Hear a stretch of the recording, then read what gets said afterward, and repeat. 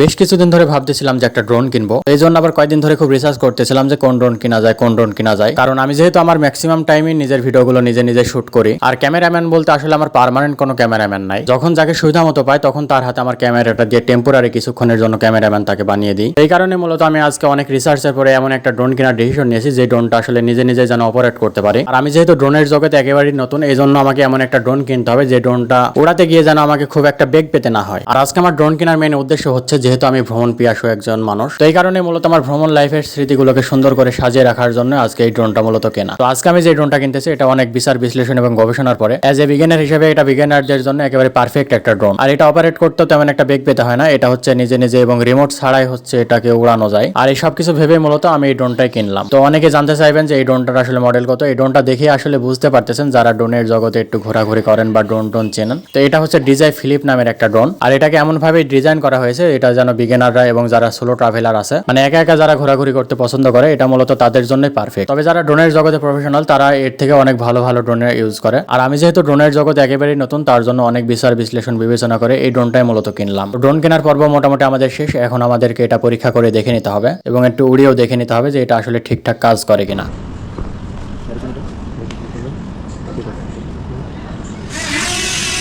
তো এই ড্রোনটি আপনাদের কাছে কেমন লেগেছে অবশ্যই জানাবেন। আর দেখা হচ্ছে পরবর্তী ভিডিওতে। টাটা।